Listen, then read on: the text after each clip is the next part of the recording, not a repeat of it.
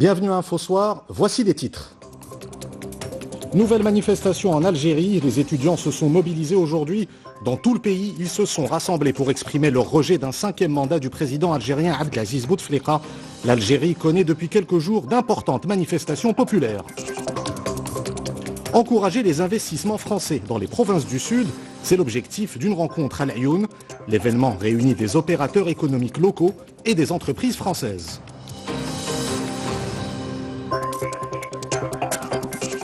À Tlemcena, des familles attendent depuis 2009 la livraison de leurs appartements.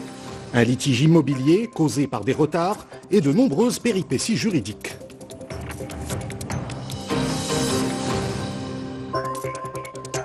Nous irons enfin à Marrakech pour la 3e édition du Festival national du très court métrage.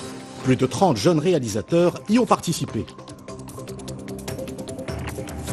Madame, Monsieur, bonsoir. Sur ordre de Sa Majesté le roi Mohammed VI, Son Altesse royale, le prince Moulay Rachid, a reçu aujourd'hui en sa résidence à Rabat Sidi Mohamed Ould Maham, émissaire du président de la République islamique de Mauritanie, Mohamed Ould Abdelaziz, qui a remis à Son Altesse royale un message du chef de l'État mauritanien au souverain. Cette audience s'est déroulée en présence de l'ambassadeur de Mauritanie à Rabat, Mohamed Lamine Ould Abey.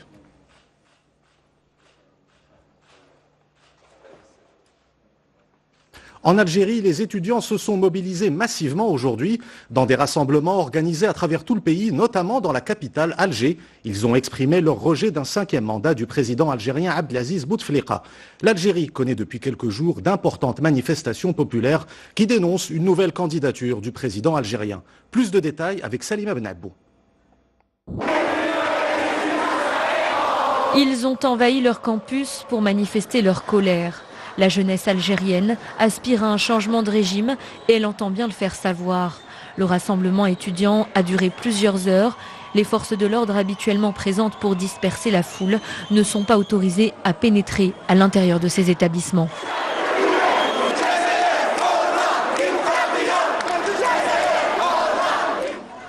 Devant le tribunal d'Alger, les mêmes slogans ont retenti.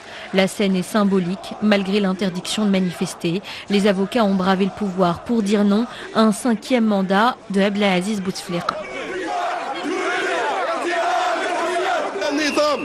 Le pouvoir doit respecter la Constitution qu'il a lui-même rédigée. Nous ne voulons rien d'autre, nous n'appartenons à aucun parti. S'il vous plaît, respectez la Constitution. Nous n'appartenons à aucun parti. Nous voulons, à travers cette manifestation, montrer aux citoyens algériens que nous sommes de leur côté et que nous les soutiendrons.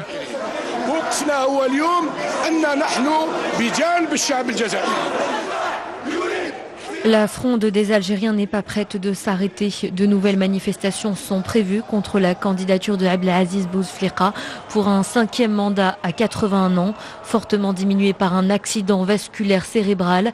Il est aujourd'hui hospitalisé en Suisse pour des examens médicaux.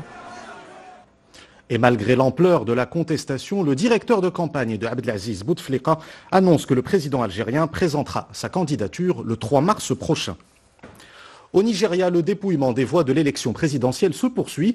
Le président sortant Mohamed Buhari est arrivé en tête dans 10 des 36 États de la fédération nigériane. Il conforte ainsi son avance nationale sur son principal rival, l'ex-vice-président Atiku Abubakar. Samedi dernier, 72 millions d'électeurs nigérians étaient appelés aux urnes pour la présidentielle, ainsi que pour l'élection de leurs députés et sénateurs.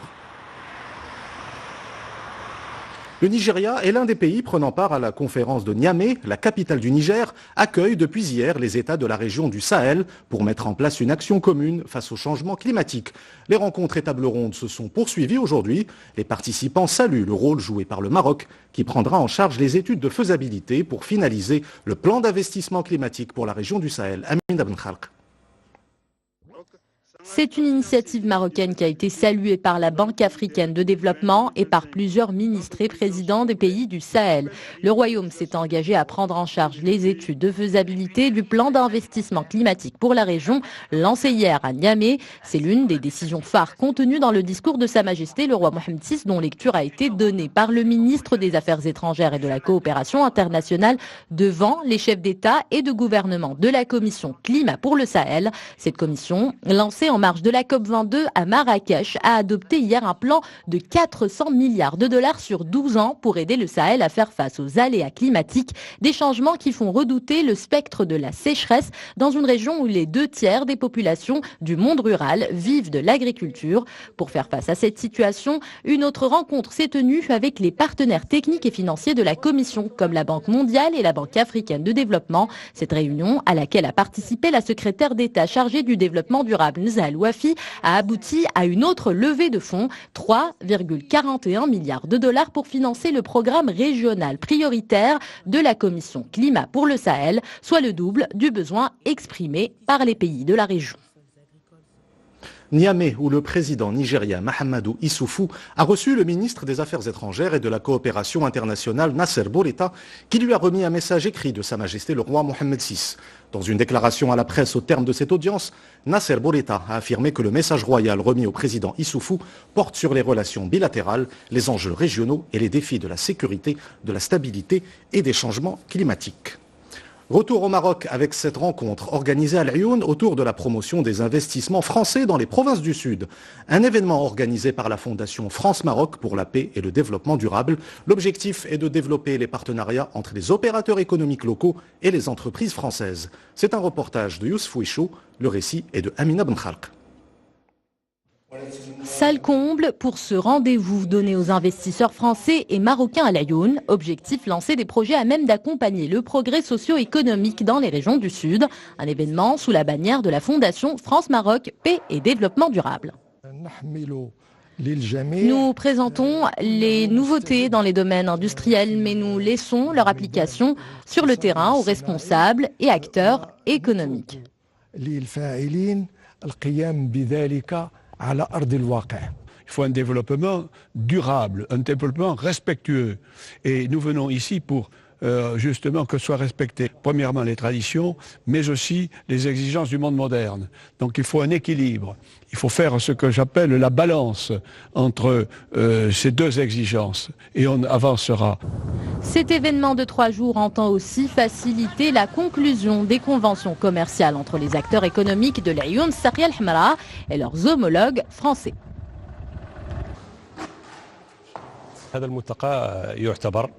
Cette rencontre est l'occasion pour investisseurs marocains et français, chercheurs scientifiques et experts dans le domaine des énergies renouvelables d'accélérer la coopération fructueuse entre les deux parties. Elle vise aussi à contribuer au développement des 3 régions du Sud et à étudier les moyens de valorisation de leurs ressources et atouts naturels. Créée en septembre 2017 à Lyoun, la Fondation France-Maroc Paix et Développement concentre ses activités dans la région du Sahara marocain. L'idée est de lancer des projets d'investissement collectif dans un esprit de partenariat nord-sud. Dans la province de Boulman, une caravane médicale est organisée au profit des habitants de la commune rurale de Injil Ikhtaran. Plusieurs spécialités sont représentées, une action de solidarité menée par une association casablancaise. C'est un reportage de Sarah Jabri et Aladdin Hamini. Injil Ikhtaran, commune rurale située à une trentaine de kilomètres à l'est de Boulmen. Les villageois sont venus nombreux bénéficier d'une caravane médicale pluridisciplinaire qui s'est installée à l'école du village. En plus des moyens logistiques, l'opération mobilise une équipe de médecins et d'infirmiers bénévoles. D'après le médecin, je souffre d'une infection urinaire et j'ai reçu les médicaments nécessaires. Ici, les maladies les plus récurrentes sont celles liées à l'appareil urinaire. Les cas de diabète sont également très fréquents. Autre cible de cette opération humanitaire, les pensionnaires de Dar al-Talib. Au programme, des soins médicaux de base et dépistage des maladies chroniques, en l'occurrence le diabète et l'hypertension artérielle, ainsi qu'un dépistage des infections virales, comme l'hépatite C. Des étudiantes à la faculté de médecine de Casablanca se sont jointes à nous pour nous aider. Nous espérons pouvoir organiser d'autres opérations dans le futur.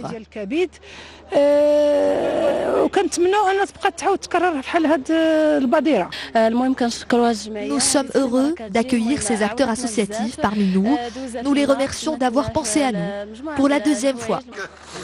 À l'issue de cette action sociale, la 2e dans la région pour les membres de l'association Casablanca Carrière Centrale, les pensionnaires de Dar al-Talib, une 50aine au total, ont reçu des couvertures et un lot de vêtements d'hiver. Ce litige à présent dans la ville de Thamsna à propos d'un projet immobilier réalisé en 2 tranches. Certaines familles attendent la livraison de leurs appartements depuis 2009 et des sit-ins sont régulièrement organisés. Quant aux familles concernées par la 2e tranche du projet, elles devraient bientôt récupérer leurs biens immobiliers. Les explications dans ce reportage de Abdelhamid Mourabit et Marwan Kabassa. Le récit est de Salima Benabou. Ils manifestent pour exiger leur dû, comme ils l'avaient déjà fait précédemment. Tous ont versé leurs économies pour devenir propriétaires de l'un de ces appartements dans cette résidence de Thamsna, sans imaginer que leur achat allait se transformer en cauchemar. La société malaisienne en charge de la construction à l'époque a fait faillite. Dans sa chute, elle emporte avec elle l'avance de ses clients. Certains biens aujourd'hui ont été saisis par l'établissement de crédit du promoteur immobilier. Nous avons payé ces appartements et nous sommes obligés de louer.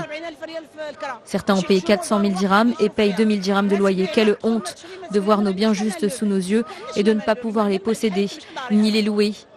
C'est comme si je n'étais pas propriétaire. Nous voulons qu'une solution soit trouvée. La 2e tranche n'a pas encore été livrée. Il y a un réel problème de communication. Après avoir porté plainte contre la société malaisienne en 2015, la direction d'Al Omran promet des solutions. D'ailleurs, la compagnie nationale immobilière en charge du pilotage de cette ville a repris ce site résidentiel pour y poursuivre les travaux de construction. Environ 700 appartements sont en cours de finalisation sur cette 2e tranche. Autant de familles sont concernées. Nous pouvons dire que le projet est en phase d'être livré. La livraison des appartements est prévue au cours des prochains mois. Avec à leur charge des crédits bancaires et des loyers à payer, ces familles promettent de nouvelles mobilisations pour accélérer le processus de livraison de leurs biens et ainsi mettre un terme à une situation qui n'a que trop duré. Direction la région d'Azelal, où les producteurs d'huile d'olive font face à un défi écologique. La trituration des olives génère en effet des résidus qui présentent un risque environnemental pour les cours d'eau de la région. Des coopératives mettent aujourd'hui en place des procédés de recyclage. Reportage Lahsen Houban et Adil Bouzkri, le récit est de Issa Shrqi. Nettoyage et purification sont au programme de cette unité de trituration des olives. Après avoir traité la récolte de cette saison, un problème se pose. Comment éliminer les 50 tonnes de grignons et margines résultant de cette production ? Comme vous le voyez, nous avons 2 bassins remplis de résidus, en plus de quantités importantes de grignons qui varient entre 40 et 50 tonnes. Et Imad et ses collaborateurs forment un groupement d'intérêt économique dans la région d'Aïtatab. Ils ont récemment découvert une solution pour pallier ce problème, transformer les résidus en bois de chauffage. Une initiative auquel s'ajoute un programme de sensibilisation des agriculteurs de la région quant aux dangers que représentent ces déchets et comment les éliminer sans porter atteinte à l'environnement. Dans cette unité, nous transformons les résidus en bûches pouvant remplacer le charbon. Il est destiné à chauffer les écoles des régions montagneuses connues pour leur forte baisse de température.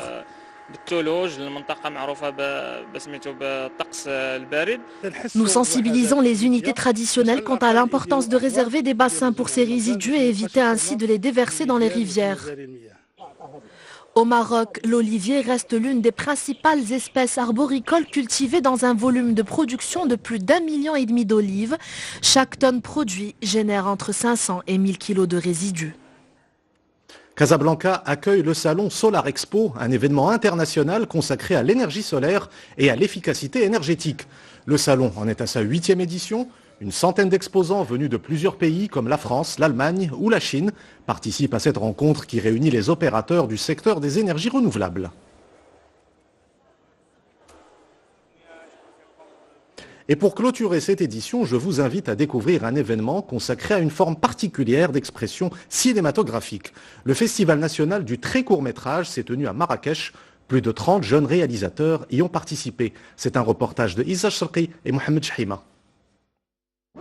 Comment réconcilier les jeunes et le cinéma? Tel est l'objectif premier de ce festival dédié au très court métrage. 11 jeunes vidéastes venus de 12 villes différentes du Maroc présentent leur réalisation lors de cette compétition. Une première pour la plupart d'entre eux. Je suis heureux de participer pour la première fois à ce festival de Marrakech. Le film que je présente s'intitule Les larmes des roses, réalisé en collaboration avec une association qui s'occupe d'enfants abandonnés. Je présente lors de ce festival le film La mort et je suis très heureuse d'y participer. De grandes figures du grand écran marocain sont venues encourager la relève. Le cinéma belge a lui aussi été mis à l'honneur cette année. Des professionnels du 7e art qui ont tenu à partager leur savoir-faire avec ces jeunes cinéastes en herbe. Je suis heureuse d'être présente parmi ces jeunes pour les encourager et leur dire de ne surtout pas avoir le trac. Cette année, nous rendons hommage au cinéma belge, sachant que nous défendons la même cause, qui est celle des personnes à besoins spécifiques. D'ailleurs, le film belge présenté lors de ce festival aborde le sujet. C'est un honneur que l'association et le festival du très court métrage nous aient invités, parce qu'en fait, on fait aussi des films avec des jeunes chez nous en Belgique, et le but, quand on fait un film avec des jeunes, c'est de leur permettre de réfléchir à ce qu'ils veulent dire, parce que faire un film, c'est une grande opportunité d'adresser un message. Les membres du jury, composé de réalisateurs marocains et internationaux, ont évalué les films en lice sur la base de leur scénario, de la photographie et des techniques de réalisation. Après quelques instants de suspense, c'est la ville de Taouhirt qui remporte le grand prix de ce festival. Il est très difficile de faire passer un message à travers un film très court. Cela demande un grand effort et j'ai pu voir aujourd'hui avec les membres du jury des films de qualité. Je suis très heureux d'avoir remporté ce prix. C'est d'ailleurs la 7e fois que le film est récompensé. Le très court métrage, ce film qui ne dépasse pas les 5 minutes, reste une catégorie très peu primée dans le monde du cinéma, notamment marocain. Avant de nous quitter, je vous rappelle l'une des principales informations de cette édition. Les étudiants se sont mobilisés massivement aujourd'hui en Algérie. Ils ont exprimé leur rejet d'un 5e mandat du président algérien Abdelaziz Bouteflika. L'Algérie connaît depuis quelques jours d'importantes manifestations populaires qui dénoncent une nouvelle candidature du président algérien. C'est la fin de cette édition. Vous retrouvez tout à l'heure Salahdine Romari pour Al Masaïa. Quant à moi, je vous dis à demain. Excellente soirée sur 2M.